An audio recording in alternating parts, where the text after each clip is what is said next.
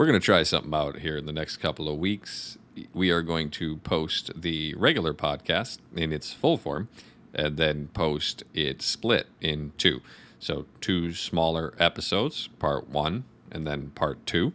We'll space those posts out a little bit and give people a couple different ways to listen and digest the podcast. Let us know what you think. And without further ado, here's part 1 of last week's podcast.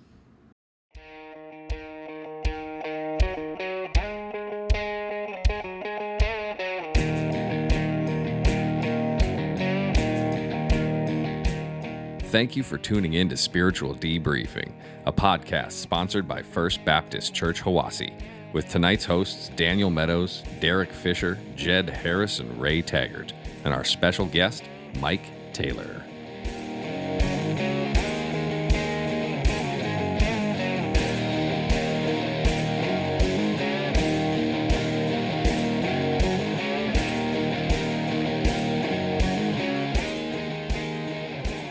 Welcome to Spiritual Debriefing. I am back.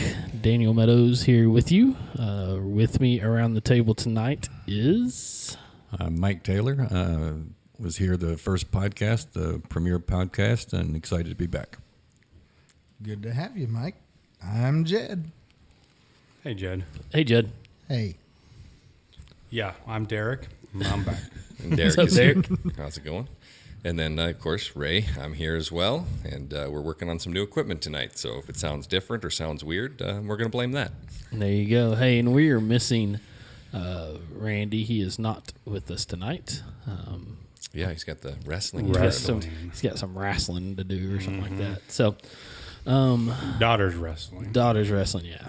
How was your Christmas? It's good. What'd you do? Went to North Carolina. Drive, fly? Drove. Yeah. It's a long Like drive. a man. How long? Drove like a man. How long of a drive is that nonstop? 18 hours. Because you come home. You in stopped, 18 right? hours. On the way there. Well, on the way there, we stopped at my wife's uncle's house in Tennessee. Spent the night there and then continued on to North Carolina. There you go. But on the way back, You drove I straight through. drove straight through. I wanted to sleep in my own bed so bad. Yeah. We all did. But it was a good trip. Went out there to see my dad in North Carolina. Helped him build some fence for his cows. Had a couple of days where we didn't do anything. That was good. Good But weather. It was cold. Yeah, because you guys got the cold front Yeah, that's right. here, and then that went out to North Carolina, but it didn't get as cold over there like it did here. It had been warmed up a bit by the time it got to you. Yeah, it was like 30 degrees. It wasn't like that was zero. It wasn't like zero. It wasn't zero. Yeah. But it was a good trip. We had a great time. Good. What about you? It was a good. We were supposed to host Christmas this year. Pipes busted Christmas Eve, so those plans changed. And in the middle of cleaning up from the pipes busting, got asked to preach the Christmas service. Mm-hmm. So that I heard about that. Yeah, that was in my 12 years of ministry. That's the second time I've ever preached a service for Christmas. Oh, that's cool. First time ever on Christmas Day itself. So that was Nice. kind of a neat experience. But it Yeah. was a good time. Did you have Good fun? time. Yeah. And then went down to Fayetteville to Taylor's parents' house. All right. Excellent. Yeah. What'd What'd you do, I Ray? missed Yeah, that. what about you, Ray? What'd you do? I laid in bed with about 101 degree fever. That's right. Well, hey, That's what I did. we're glad you're better, though. Yeah, I'm better now. Then, my daughter caught it after that, and then my wife caught it after that, and so she's still recovering. But, yeah, our Christmas through New Year's was spent holed up at home trying not to die. So it was your fault. Yeah, well, we blamed it on all the kids from the Christmas play, but, Oh, yeah. There you go. That's why we all been sick this Yeah, this year winter. it just Just Keeps going back and rolling forth. around. I don't. Yeah, yep, that Not me. nasty Not flu and that new Rona. not Mike. Not me. That's good. Yeah. Mike, how was your Christmas? Eventful. Yeah. Christmas morning, we took my wife to the emergency room where she was diagnosed with a mini stroke, and so we spent 3 days in the hospital. Fortunately, we already had family time. We already spent some time with the kids beforehand, so we did have our Christmas. But it was an experience, but we made it through. She's doing better. Yeah, she's doing okay. She's still doing some therapy, and we've got some new medicine that we're going on. So hopefully that'll all work out in the long run. Like I told her on the way to the emergency room when she was so upset, I said, look, God's in control. We don't have any control over this anyway, so we just have to kind of deal with it and just kind of go with it. And we know that if he's got a plan, we'll just follow that. So kind of comforted her, I think. And she was here Sunday, so that was good. Yep, she's doing a little bit better. Good, good.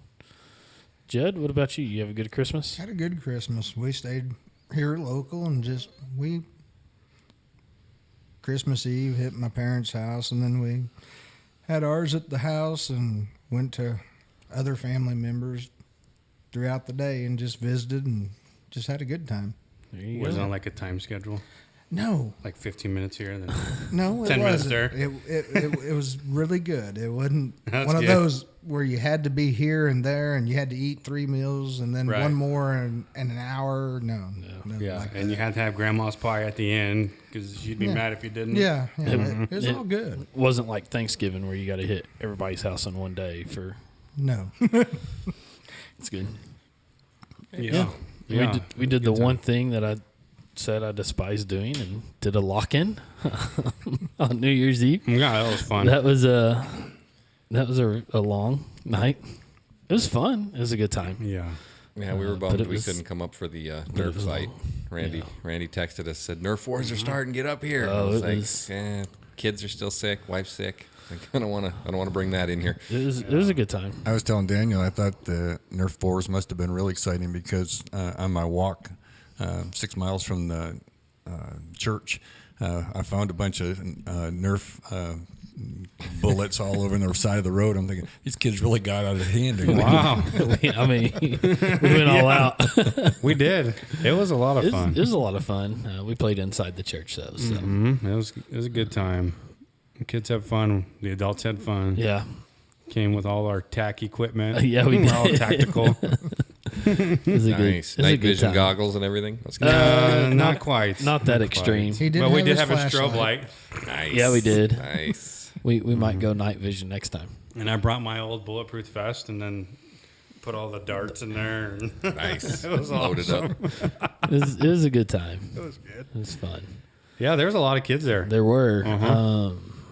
I don't even off top of the head. I mean, it was in the teens, I think, something like Yeah, I that. thought it was like 16 or something, wasn't it? Something, yeah, I don't remember. something like that. I don't remember. It don't really matter, but it was good. But I mean, it was a good time. Good time. Excellent. A lot of pizza. Yeah. yeah, you had a lot of pizza. A lot of pizza. I only yeah. stayed till like 1, and I'm like, I can't. Yeah, but then you came back up and cooked breakfast for us in the Mhm. morning, so that was nice. Jed came up, Yep. so that Cooked was some a good time. breakfast. Cooked some That was good. breakfast and Excellent. tried not to fall asleep. So. Right. Oh, Wyatt was sleeping during service. Yeah, next time it's never again on a Saturday night. Yeah, you don't want to run right into a Sunday. Maybe 'Cause do I- it Friday night so you get a Well- little recovery time. Well, Yeah. always Yeah, always Friday have a night. rule. Luckily, it's going to be a few years before New Year's Eve falls on a Saturday night again. And- Yeah. But I always have a rule that if we do a lock-in on Saturday night, you have to stay for church on Sunday. Like, you can't just come for the fun. You've got to stay for the biblical teaching, too. And so when you start at 7:30 in the evening and they have to stay till 12:30 the next afternoon or I don't think whatever they're time getting we any got out. biblical teaching. I don't think. I will tell you that right now. They are I don't- sleeping I don't in think the it, pews. Yeah, I don't think it happens. So it's okay. Live and learn.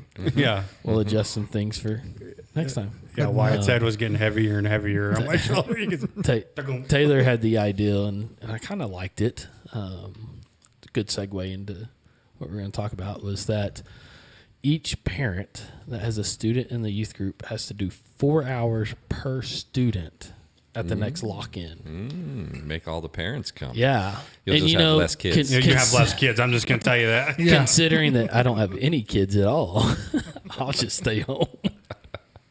But you're the youth pastor. I thought they're all your kids. They are. They are all my kids. I adopt them in. So I'm glad I'm an empty nester. Jed's got 3, so that's It's getting close. There's not going to be that many.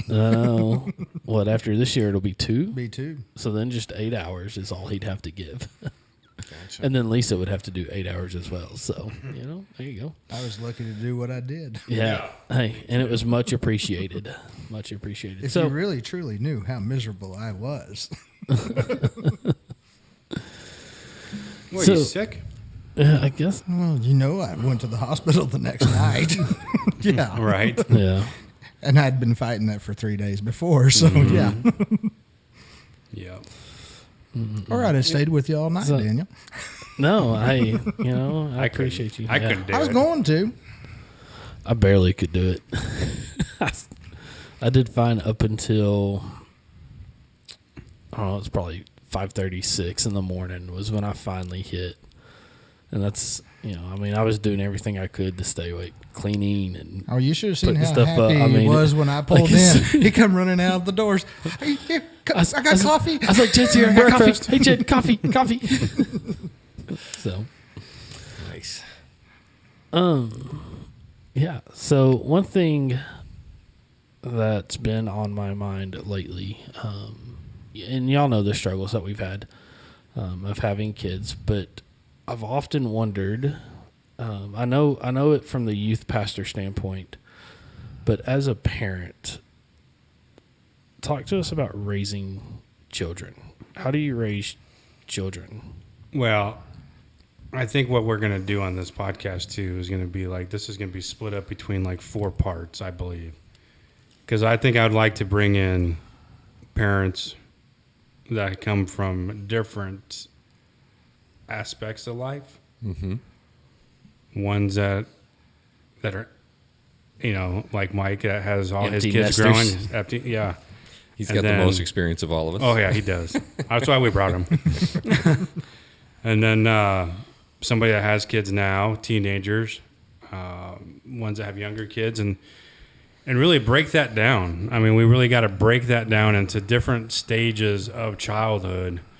Where, what do we do when we first have the child? When do we start that? Is it do we start doing this stuff between 1 and 5 or 1 and 8, and then you go to 9 to 12, and like my 2 kids now. I mean, I got a 17-year-old and he'd be 13 tomorrow. So Man. 17-year-old daughter, and then Wyatt will be 13 tomorrow. So 2 teens. 2 teens. Wow. You're in trouble. Oh yeah. So that's why I wanted to do this too. We all did, because there's a lot of us that are dealing with teenagers right now, and we need all the help we can get. Yep. Because every child's different. Every Absolutely. parent's different. Absolutely. Just real briefly, I have helped raise 10 children from different backgrounds.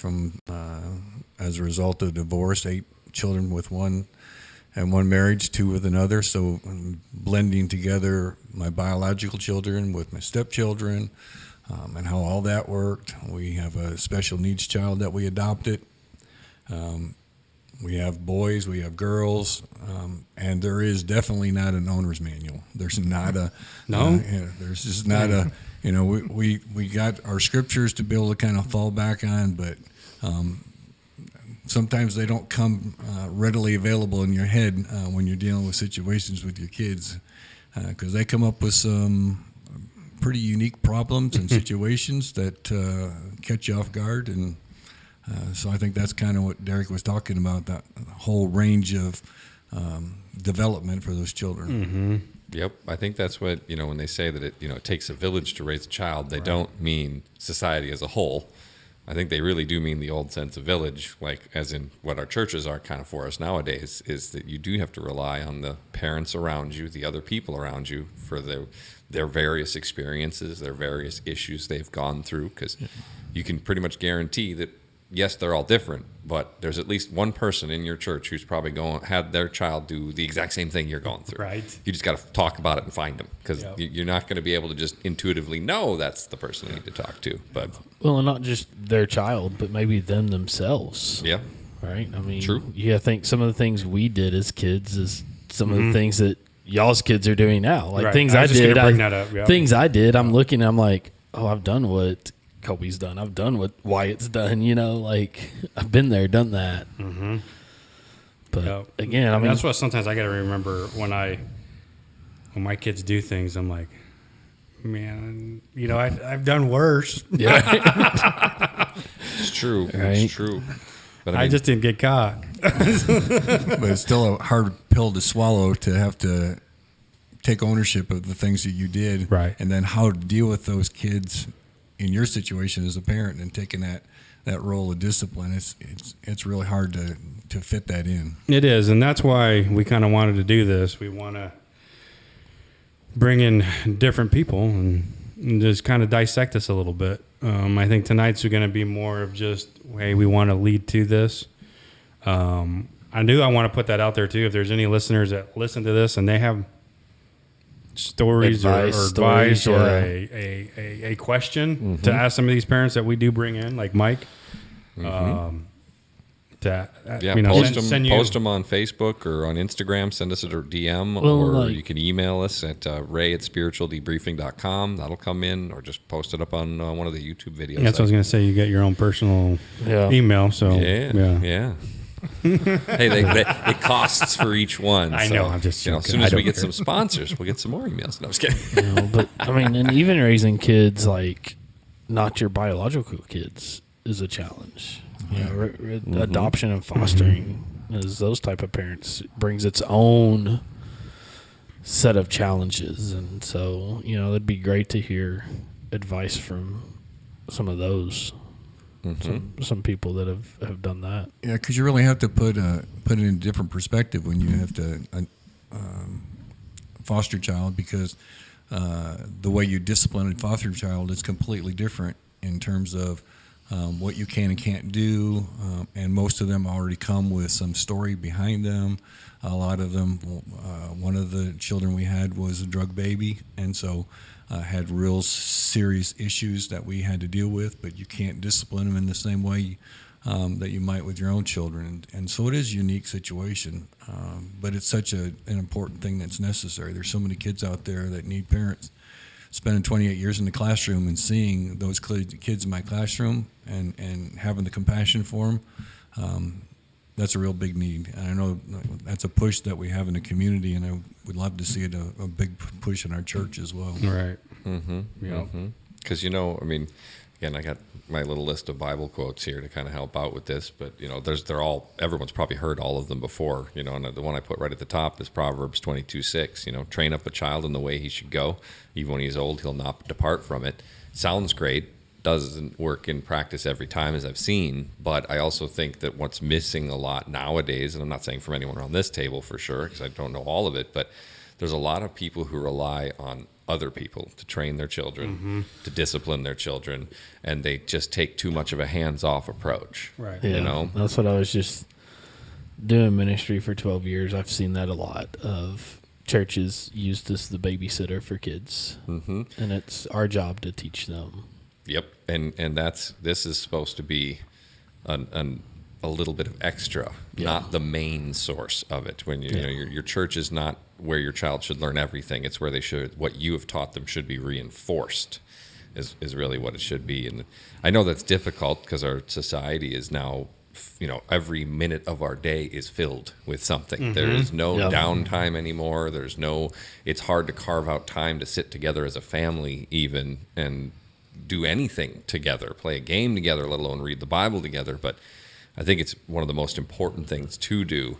And even going back, I wish I would have been able to start sooner with my daughter in doing that. We don't get to it every day, but even if we didn't get to it during the day, at least when I'm putting her down to bed, I'm like, all right, we're going to read a little bit of the Bible, and I'm going to talk about what I've learned and what I think it means, and ask her what she thinks it means, and I'm hoping it will help. Right. I just tell you, don't give up on that. As just raising my children when they were younger, we spent a lot of time together. We did a lot of the home devotions kinds of things. As I got older, they got more involved.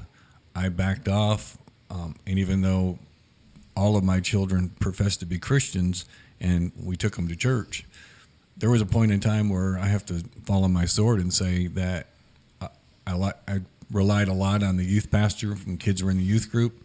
Hey, they're in church and they're hanging around with Christian kids, so that kind of fill in the void.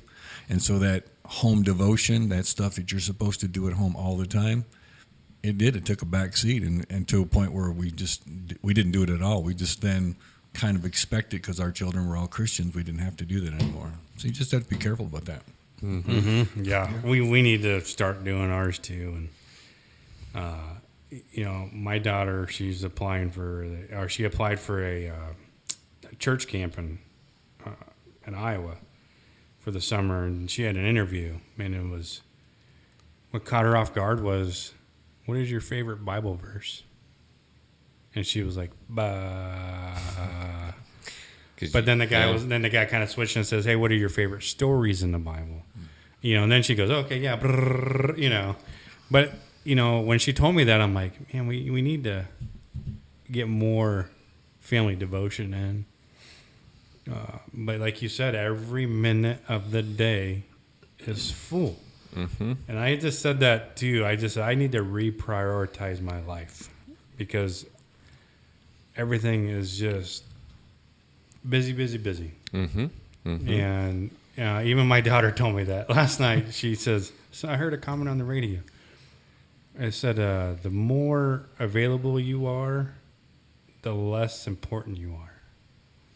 And I says, well, yes, but if you're available to everybody all the time, your importance is probably lowered.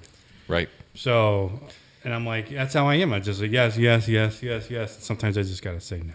Right. Because, you could, what good is being important to something that isn't important? Right. Because you could be busy doing something that you're important to that thing. Mm-hmm. But if it is not important, then that's nothing. Well, right. And when you as a parent say yes to everyone else, you're saying no to your kids. You're saying no to your kids. And that, as somebody who came from that, and that's why it's so hard for me to say no, is because that's what I saw my dad all the time, going to do stuff for other people. Right? That was the way I was raised up. It was, you always helped other people. And so, and then I was like, okay, well, what about me? Like, yeah, you showed up to my games, but what about me at the house? Mm-hmm. What about playing catch with me at the house? What about just sitting down on the back porch with me? What about, so we just got to be, we got to be careful with that. And I see that a lot in the schools now too, is I see kids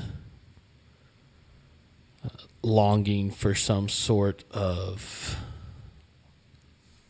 parental affection. Yeah, like connection. Because we do. Like, I've got one kid at school that, this kid, I mean, I love the kid. He's a cool kid. But his parents he goes to football practice and he goes to football training, and his parents are always gone and doing things, and and so I feel bad for the kid. I really do, because he's wanting some sort of attention, and the way that kids do it now is in a negative way. They act out, and so they get attention, but it's not the right attention. That's a guaranteed way to get attention, is negative. Yeah. You don't get enough from the positive, unfortunately. Yeah, so I don't know. I'm not saying that it's you're a horrible parent if you do, always go, because I don't know what that's like. I don't know what that's like to be a parent, but I know what that's like to be a kid of a parent. And so sometimes I feel like we got to sit back and think about, okay, if I say yes to this, who am I saying no to? Mm-hmm. Mm-hmm.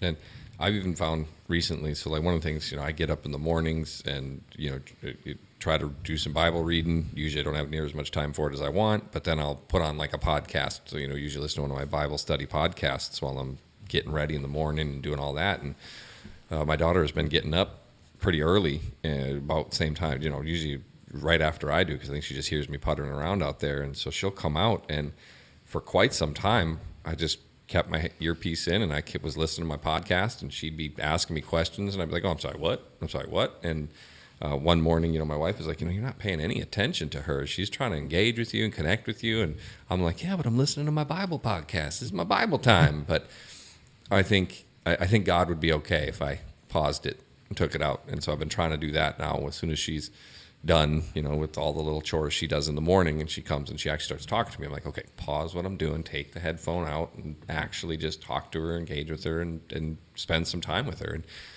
the best part about it is after just a couple days of doing it, so I make her breakfast, and she's praised for her breakfast every morning, and she has, right after I started doing that, one of the things she started throwing there, she's like, thanks Lord for this time with my dad, it's so great.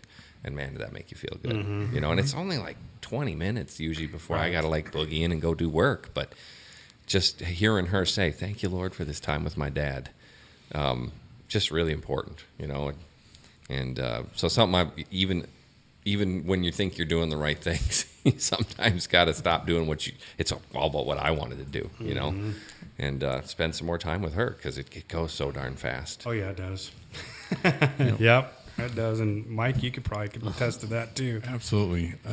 And I'll say that one of the biggest regrets, or one of the biggest regrets I have from raising kids, is that I get up early and do Bible study all the time before the kids got up. And then I went on with the day, but they never saw me in Scripture. They never saw me. They just saw the dad that was getting him ready for school and getting him ready for whatever. And I really wasn't a good example for them to actually watch. I'm in Scripture. This is a time that we can do that as a family.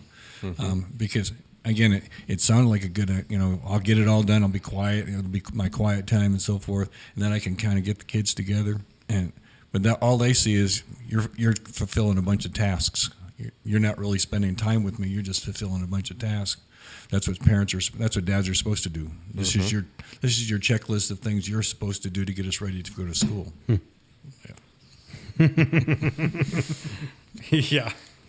Yeah. I like sometimes when they throw it back in your face, but we'll probably discuss that more later. But Absolutely.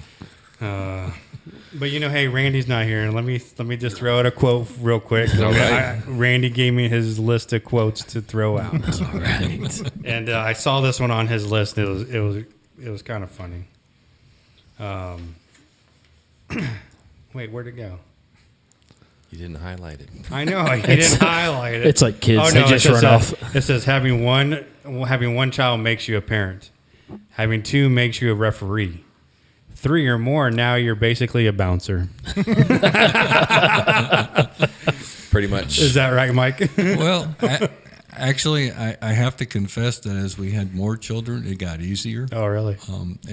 It just the flow of the household went much better. Kids kind of had expectations. The first three that we had were definitely challenges, and of course one of those three now is often living in the streets now. So looking back in retrospect, really would have loved to be able to change those first developmental years that maybe could have made an impact on them. Mm-hmm. Yeah, you never know. There's so many things, they talk about, is it nature, is it nurture?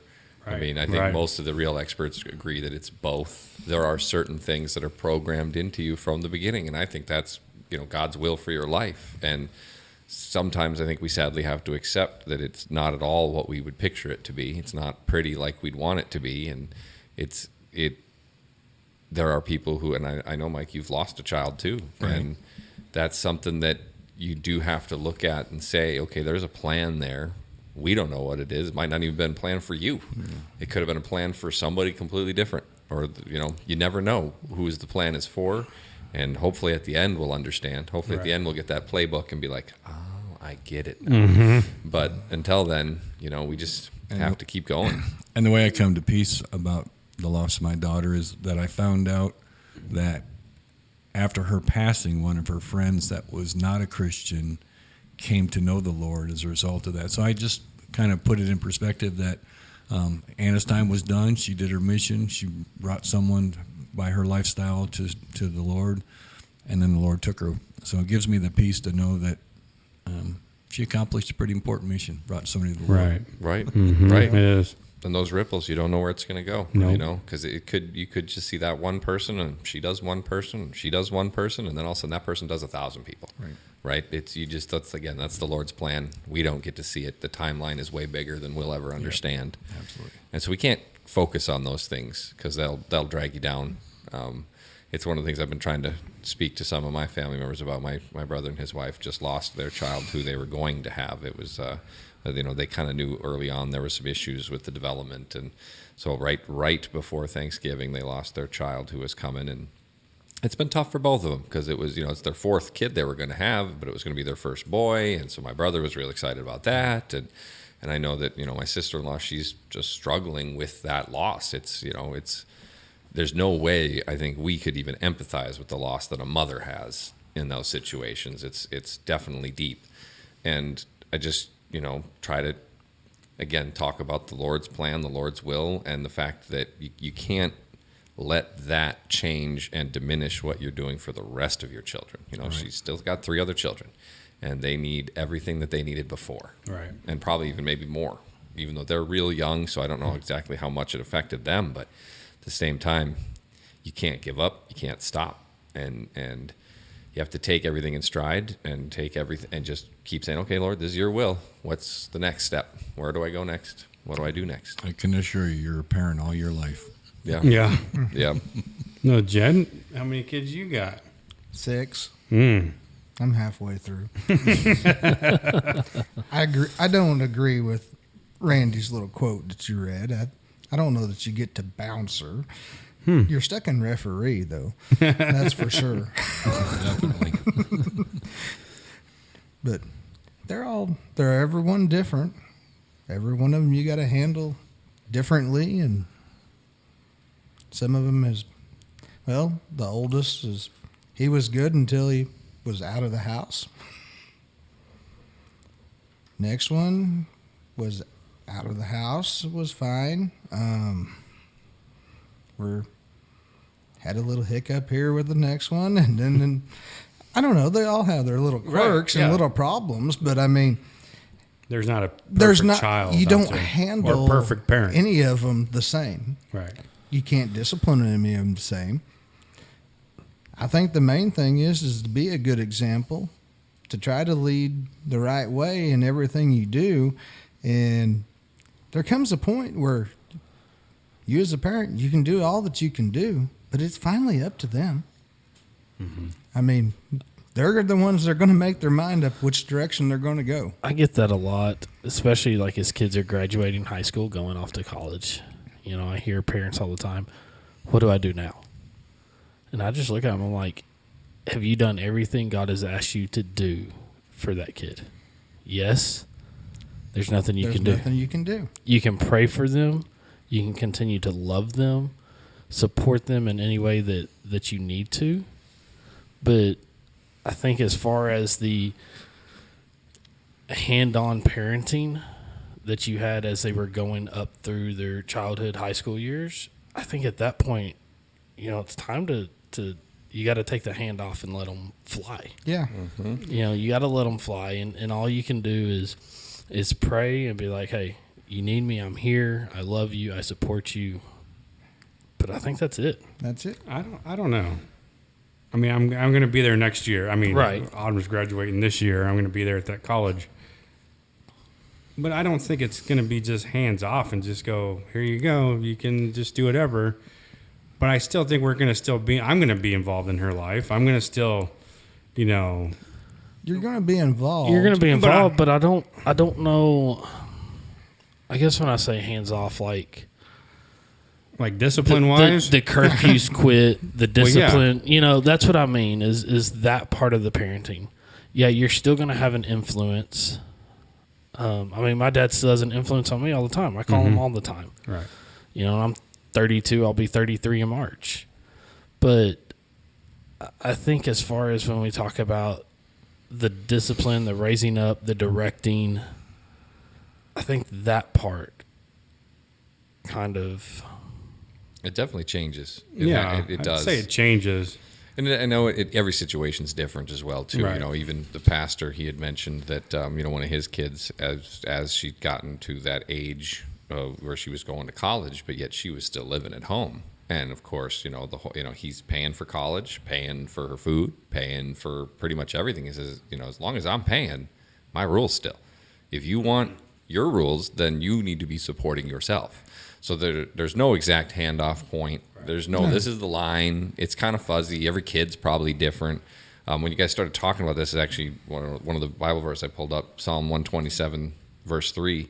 Children are a gift from the Lord. They're a reward from him. But part of that you have to understand is, I don't want to say it's a temporary gift, but you've got your time, as you said, with them. You've got your direct time. There's certain important things you need to make sure you take care of when they're real little and when they're growing and then when they get older. And at a certain point, you become less the actual rudder and more of the guy at the calling out the helm maneuvers as opposed to the actual guy steering. That's right. And you can keep trying to guide them. You can keep trying to give them advice. But if you did it right, I think they will listen to you. If you've done it, if you've been able to speak to them, listen to them importantly too, and let them feel free to speak and tell you the truth, I think you'll have a better chance of it as you go. And even with how open I've tried to be with my daughter and how much I've told her, you can tell me anything, you can talk to me about anything. I'm not going to, I've constantly tried to tell her, if you make a mistake, if you break something, if something goes wrong, I want you to come to me and talk to me about it. And I'm not going to be mad if you come to me. I'm mad when you hide it from me. And she's really good about it, but she's still every now and again still. That's in nature. You can't help it. You're like, oops, well, no one is going to know about this. So anyway, it's hard to, you're never going to know if you're doing it right at the time. That's the hardest part about it. You're steering a ship from inside. You have no idea where it's actually going. Yeah, one of the things you'll find out is that the child that's most like you is the one that you're going to have the most battles with. Oh yeah, and they're very headstrong, and you usually get those button heads constantly trying to impose your will on them. I've had strong-willed children. I know some here in this room have strong-willed children, and they're going to do what they want to do, at least in their thought process. And what's going to be frustrating for those of you who have seniors that are going out in the college world is that they're going to eventually rebel to some extent because of their independence. And that causes us as parents to be frustrated even more, because we say in our heads, we taught them all the things. We prepared them like we thought they did. Where did they come up with these ideas? And some of you were born and raised in the church. I was an adult convert, but some of you were born and raised in the church. You got to kind of reflect back in your days as a teenager or young adult, how you rebelled as well. Understand it's going to probably happen. We just hope that it doesn't go to an extreme where you can't reel them back in. Right. Mm-hmm. And that's where I think where Derek was talking about, where I want to still be involved. Yeah, I don't have a curfew. I can't dictate, but I'm still going to be a focus on your life. And I'm going to see when you do stupid things or do things that are not real wise. And I'm still, as a parent, going to point them out. You're not going to like them. You're going to get upset with me. That's called tough discipline. That's just tough love, but that's just what parents have to do. And you just can't quit. I'm 66 years old, and I'm still parenting some of my kids that are sometimes acting like teenagers. Mm-hmm. And I heard today, too, to show tough love, you have to have a relationship with that person. So, having that relationship with the kid, with my daughter and my son, I've seen some, being a cop out there and seeing broken families, and there's some that don't have parents, so. Yeah, I just actually heard it last night. Somebody was talking about the issues in society is a lot of them are stemming from the fact that the family unit's falling apart. Mm-hmm. There's a lot of children who only have single parents, right. Wives or moms or dads. Either way, you're missing something from that, what's put together. But they even straight up said, all you got to do, if you don't believe me, go to the jail and talk to the people in the jail. And most of them came from fatherless homes. Right. And so it's a very important role of the father to lay down that discipline. It is. And it's a different type of discipline than moms lay down. And we know, again, Proverbs 29:17, discipline your children, and they will give you peace of mind and will make your heart glad. Now, that doesn't mean in the moment, right? But you also have to, again, Colossians 3:21, do not embitter your children. or they'll become discouraged. So there is a line. You can go too far with discipline. Yeah. You need to find that barrier where you're saying, okay, you've done wrong. There are consequences to this, but I'm not doing this out of anger. I'm not coming at you and going overboard against it. And that is also difficult to do depending upon what they've done. You got the verse in there, don't antagonize your kid too. Yeah. that is the same one. Don't embitter. Do not embitter. Do not antagonize your children. They'll become But with discouraged. discipline comes correction. Yeah. There has to I mean, be. Yeah. that was one of the things I think, at least like with my dad, was he disciplined me, but then we sat down and talked about it. Mm-hmm. And that helped me for later on in life that something comes up. Oh, I shouldn't do that. So Yep. Or yeah, so Ephesians you gotta 6:4. you gotta have the correction. That might have been the one you were thinking of, Derek. Ephesians 6:4. Fathers, do not provoke your children Yeah, to that's it. anger Yeah. by the way you Yeah. treat them. Rather, bring them up with discipline and instruction that Right. comes from the Lord. And I think that's the Because important part. The Instruction. The instruction part is where we often. Yep. Yeah. And if you can bring it to the Bible, then especially if you've been raising them in church, it's not. Then you're not saying this is my rule. You're like, no, like this is God's rule. I'm trying to help you out here. I had a pastor I served under that did that. I mean, he disciplined to the way that verse says. He believed in spankings. I mean, we all grew up that way, at least around this table, I think, right? I mean, I did. I did. Mine was paddles. Paddles. Belt. Yeah, I would say there was a belt used once. Yeah. I Flip-flops. got one. I was too good. Wooden Oh, really? spoons, whatever Yeah. mom could get a hold of. Once But- the belt was used once, I was never caught again. I mean, I was never disciplined again.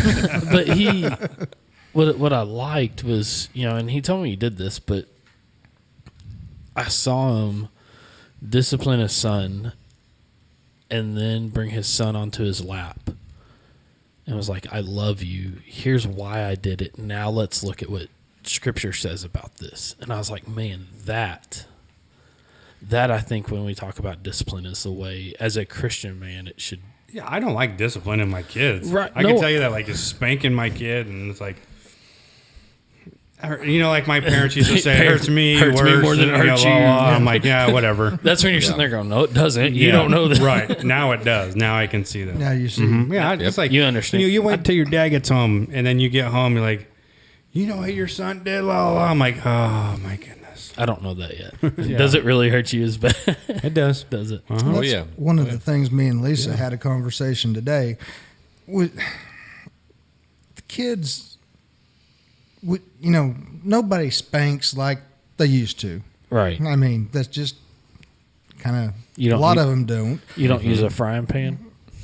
No. Mom did. Mom did. Wooden spoon, yeah. But all this new discipline that the majority of people are using, there is no consequence. There's not. So you get disciplined. Okay, well, I'm good for so long. I get my phone back. Okay, I'm disciplined for so long, and this comes back. Or everything's always there's a way out. Mm-hmm. There's no more accountability. There's no more accountability. It's always, oh, I'm bailed out. I'll be fine. I'll be fine. But what happens when something serious comes along to a child that might put them in jail? I mean, that kid still has the mentality that, oh, I'll be all right. I'll get out. Everything will go back to me. They don't realize that it's just not there for them. Yep. I mean, with our daughter, one of the, not too long ago, she lied about something that she did. And, for discipline, she lost the Nintendo. We took the Nintendo Switch away from her, and she didn't have it it was well over a month. Because she was like, how long? I said, until you deserve it. Mm-hmm. It wasn't like you're grounded for 2 days. You're grounded for 1 week, anything like that. Because I think that kind of leads into, what you're trying to say is that it's just like, okay, well, I just got to wait it out. Just wait out my time. It was like, no, you need to earn this back. And this comes with you telling us the truth, with you getting your homework done, with you doing your chores around the house, and not asking, do I get it back yet? Do I get it back yet? You're going to get it back when I feel good and ready. But if you use that same punishment again, okay, I can make it. I made it that time. But where Daniel was talking about the spanking and pulling in the lap, and this is it. I mean, a little bit of physical pain really does good for the brain. Mm-hmm. I mean, it makes something work. Like, I remember what not to do now. Yeah. Right. I mean, I've got plenty of spankings.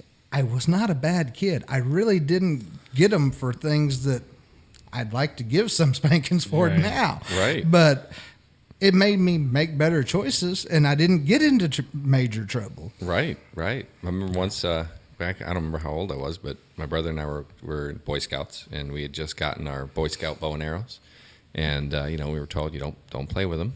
And we said okay. And one day when my parents weren't around, we were in the basement playing with them. Shot an arrow through the window. Got spanked for that. Got spanked for that. Got spanked for that for sure. And then after that, there was no, never. I didn't play with them when I wasn't supposed to ever again. After that, I knew it was because my dad. He said, "Listen, the point is what if you'd accidentally shot your brother instead of the window? Because I'm angry about the window. But I'm angrier about what could have happened. Right? Yes. So, and it hit home for me. It really did. And I wasn't that old. I was probably 8 or 9, something like that. And then later there came a time where also he said, okay, now you're old enough. You can go and set up in the backyard. You know where it's safe. You know how to use it properly. I've watched you. And he graduated me, if you will, to when it was okay. So it does work. It does work. You really kind of have to think about the two terms of discipline and punishment. Scripture does say, spare the rod, spoil the child. So there is a point in time where physical punishment is required. But we always have to make sure that we attach that to the purpose, kind of like your dad was saying.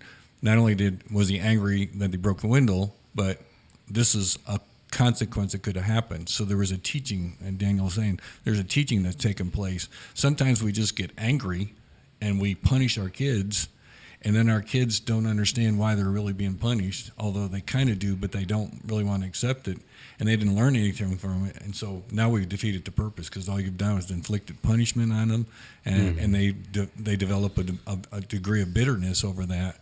And trust me, it'll come back to haunt you, because over the course of 66 years, I've heard that come back to me many of time. Oh, yeah. Some of the choices discipline choices, what I call discipline, the punishment choices that I leveled on my children that were, at this point, egregious. Oh yeah, they will remember. Actually, I saw a great little video the other day. This guy's like, one guy's like kids, and he walks up and his kid's sitting on the floor. He's like, I told you to brush your teeth. You did? When did you do that? Like a minute ago.